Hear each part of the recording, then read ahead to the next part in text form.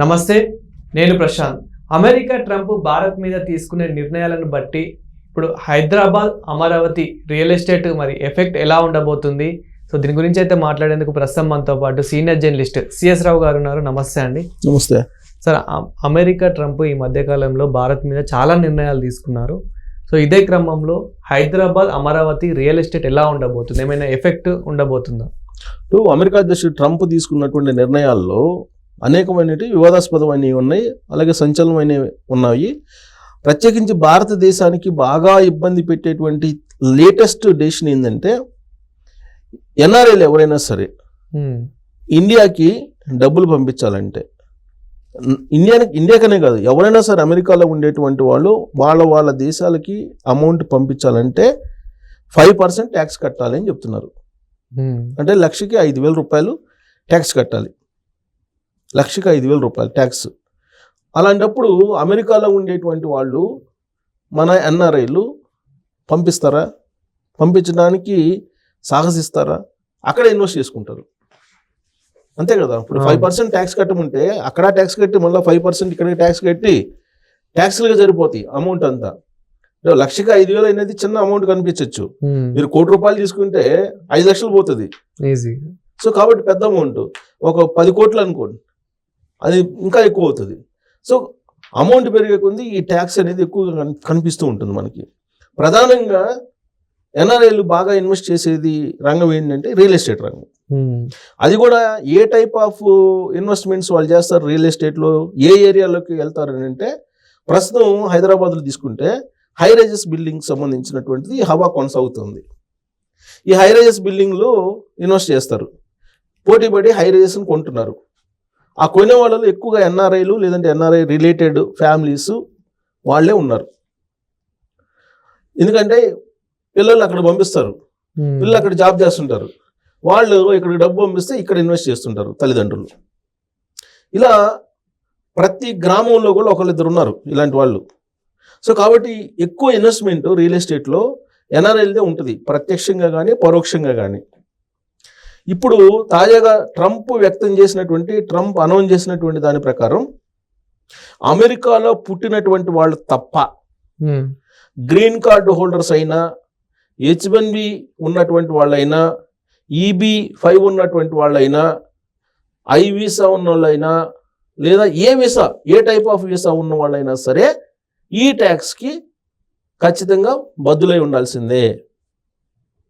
ఒక్క అమెరికాలో పుట్టినటువంటి అమెరికా పౌరులు తప్ప, అమెరికాలో పుట్టగానే పౌరసత్వం ఇస్తారు, అమెరికాలో పుట్టినటువంటి వాళ్ళు తప్ప మిగతా వాళ్ళు ఎవరు అకౌంట్ నుంచి ఆయా దేశాలకి డబ్బులు పంపించినా కానీ ఈ ట్యాక్స్ వర్తింపబడును అని చెప్పి ట్రంప్ అనౌన్స్ చేశారు.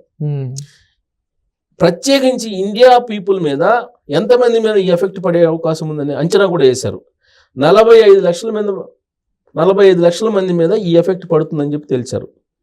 అమెరికాలో ఉండేటువంటి వాళ్ళలో ఇక్కడికి పంపించేటువంటి వాళ్ళు 45 లక్షల మంది ఈ నిర్ణయానికి ఖచ్చితంగా లింక్ అయి ఉన్నారు అని చెప్పి తెలుస్తున్నారు లెక్క.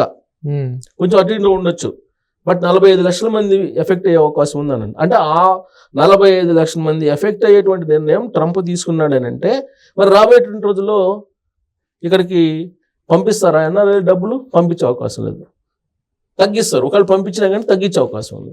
మరి ఇలాంటి పరిస్థితుల్లో వాళ్ళు ఇన్వెస్ట్ చేసేటువంటి రంగం రియల్ ఎస్టేట్ ఎలా ఉంటుంది, ఎలా ఉండే అవకాశం ఉంది అని అంటే ఖచ్చితంగా కుప్పగూలే అవకాశం ఉంది.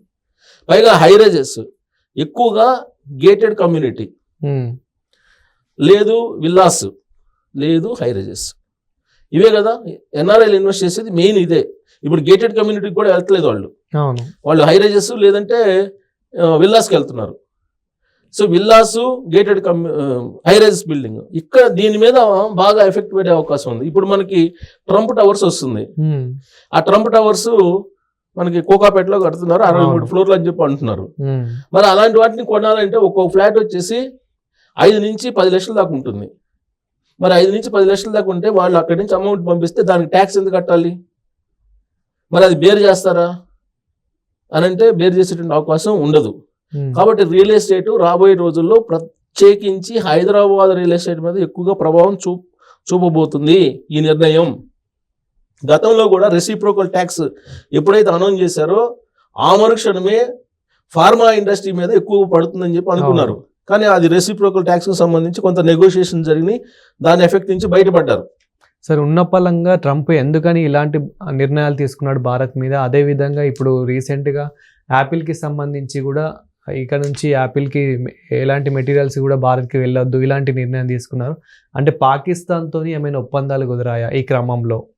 సో ఒకటేంటంటే ఎవరికైనా ఒక స్ట్రాంగ్ ఫీలింగ్స్ ఉంటాయి. అలానే అమెరికా అధ్యక్షుడు కూడా మనిషే కదా, అతనికి కూడా కొన్ని స్ట్రాంగ్ ఫీల్స్ ఇన్నర్గా ఉంటాయి. కానీ బయట నాటకం వేరే ఉంటుంది. కౌగిలించుకుంటారు కానీ లోపల కత్తులు పెట్టుకొని ఉంటారు. ఇండియా అంటే, భారతదేశం అంటే అమెరికాకి మొదటి నుంచి కూడా మంచి ఒపీనియన్ లేదు. దానికి కారణం ఏంటంటే ఈర్ష్య.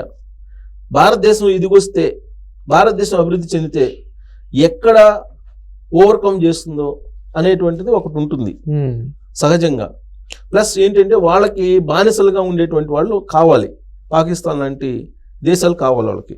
అందుకే పాకిస్తాన్ మీద ప్రేమ ఎందుకు వస్తుందంటే భారతదేశం మీద ఉన్నటువంటి ఈర్ష్య కారణంగా దాని మీద ప్రేమ. సో ఇప్పుడు లేదంటే ఒక అమెరికా అధ్యక్షుడు యాపిల్ కంపెనీ మీరు ఇక్కడ పెట్టద్దు, భారతదేశంలో మీరు అమెరికాలో పెట్టండి, భారతదేశంలో పెట్టడానికి లేదు, భారతదేశంలో వాళ్ళు కోఆపరేట్ చేసుకోగలరు, వాళ్ళని ఆదుకోగలరు అనేటువంటి కామెంట్ చేశారు ఆయన. అసలు ఈ కామెంటే కాదు, అమెరికా అధ్యక్షుడిగా రెండోసారి ప్రమాణ స్వీకారం చేసిన తర్వాత అభినందించడానికి ప్రధానమంత్రి నరేంద్ర మోడీ గారు అక్కడికి వెళ్ళారు. ఆడ వెళ్ళిన సందర్భంగా ముందు రోజే ఆయన రేపు కలుస్తారనగా ముందు రోజు ఆయన ఇచ్చిన స్టేట్మెంట్ ఏంటంటే, భారత్ అక్కడ చాలా సంపద ఉంది, ఇండియాలో చాలా సంపద ఉంది, ఇండియాకి ఏమి ఇబ్బంది లేదు, చాలా సంపద ఉంది అక్కడ, దాన్ని ఏం ఆదుకోవాల్సిన అవసరం లేదు అని చెప్పేసి ఆయన కామెంట్ చేశారు. ఇండియాలో సంపద ఉంది అని చెప్పి ఆయన ఒక స్ట్రాంగ్ ఫీలింగ్లో ఉన్నాడు. ఇండియాలో అందరికంటే ఎక్కువ సంపద ఉంది అనేటువంటి ఫీలింగ్లో ఉన్నాడు. నిజమే అది, ఎందుకంటే ఆయన బేసికల్గా బిజినెస్ మ్యాన్ కాబట్టి ఆయన లెక్కలు ఆయనకున్నాయి.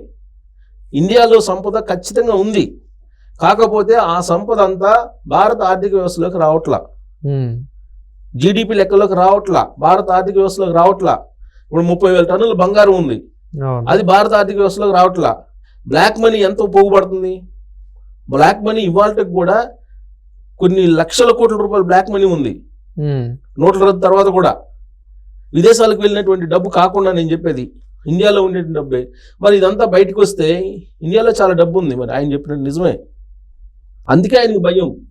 ఇండియాలో డబ్బు ఉంది, మేధస్సు ఉంది, సాంకేతిక పరిజ్ఞానంతో దూసుకు వెళ్తున్నారు, అది ఆపరేషన్ సింధూర్ ద్వారా బయటపడింది. దాన్ని కట్టడి చేయకపోతే రాబోయే రోజుల్లో ఇప్పటికే 4వ ఆర్థిక బలమైన శక్తిగా ఉంది. మరి అలాంటప్పుడు వదిలేస్తే ఏమవుతుందో. ఇప్పటికే చైనా ఎదిగొస్తుంది, చైనాతోటి ఇప్పుడు పడలేకపోతున్నారు అమెరికా. ఇంకోవైపు భారతదేశం కూడా తోడైతే అగ్రరాజ్యం యొక్క ప్రాధాన్యత తగ్గిపోతుంది అనే ఆందోళన ఉండవచ్చు ఆయనకి. సరే, ఆయనకి ఏం ఆందోళన ఉన్నా కానీ వీలున్నంత వరకు ఆయన ఎన్నికల క్యాంపెయిన్లో చేసినటువంటి ప్రచారం ఏదైతే ఉందో దాన్ని ఆయన ఫాలో చేస్తున్నాడు. ఆయన ఇల్లీగల్ ఇమిగ్రెంట్స్ని తరివేస్తున్నాడు. తర్వాత బై బర్త్ పుట్టినటువంటి వాళ్ళకి అక్కడ పౌరసత్వం ఉండదన్నారు, దాని మీద నిర్ణయం తీసుకున్నారు, ఎగ్జిక్యూటివ్ ఆర్డర్స్ ఇచ్చారు, దాని మీద కోర్టులో కేసులు నడుస్తున్నాయి.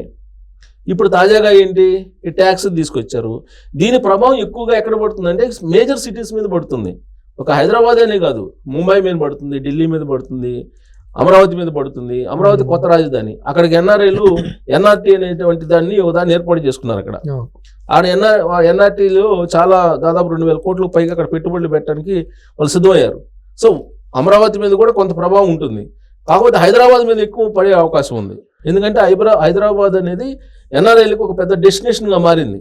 ఎప్పుడైతే 2019లో అమరావతి ప్రాజెక్టు కొలాప్స్ అయిందో అందరికీ డెస్టినేషన్ హైదరాబాద్ అయిపోయింది తెలుగు వాళ్ళకి. కాబట్టి హైదరాబాదు రియల్ ఎస్టేట్ అమాంతం పెరిగిపోయింది. ఇప్పుడు తాజాగా ట్రంప్ తీసుకున్న నిర్ణయంతో ఇప్పటికే కుప్పగూలినటువంటి హైదరాబాద్ రియల్ ఎస్టేట్ ఇక అది వెంటిలేటర్లకు వెళ్ళిపోయే అవకాశం కూడా ఉంది. ఇప్పట్లో లేసేటువంటి అవకాశం ఉండదు. ఇప్పట్లో అసలు కోలుకునే పరిస్థితి కూడా ఉండకపోవచ్చు అనేది రియల్ ఎస్టేట్ రంగ నిపుణులు ఆందోళన చెందుతున్నారు. నిన్న ట్రంప్ చేసినటువంటి నిర్ణయం కారణంగా ట్యాక్స్ అనేది ఇంప్లిమెంట్ చేస్తే 5% ట్యాక్స్. ఇంకా ఫండ్స్ ఎక్కడి నుంచి వస్తాయి, కొనుగోళ్ళు ఎక్కడ జరుగుతాయి? ఇక్కడ లోకల్గా ఉండేటువంటి వాళ్ళు అంత పెట్టుబడులు పెట్టి ఇల్లు కొంటారా? ఒకవేళ కొన్నా ఎంతమంది కొంటారు? 1% కొంటారు. మరి ఈ ఐరేజెస్ బిల్డింగ్ అనేది ఎవరికి అమ్మాలి? కాబట్టి రియల్ ఎస్టేట్ ఇప్పట్లో కోలుకునే అవకాశం లేదు. హైదరాబాద్లో, అమరావతిలో కూడా దాని ప్రభావం ఎంతో కొంత ఉంటుంది, అక్కడ ఉండకుండా ఉండదు. సో ట్రంప్ తీసుకున్న నిర్ణయం తెలుగు రాష్ట్రాల్లో చెప్పుకోవాలంటే రియల్ ఎస్టేట్ని కుదేలు చేయబోతుంది అని చెప్పి మనం విశ్లేషణ చేసుకోవచ్చు. Thank you sir.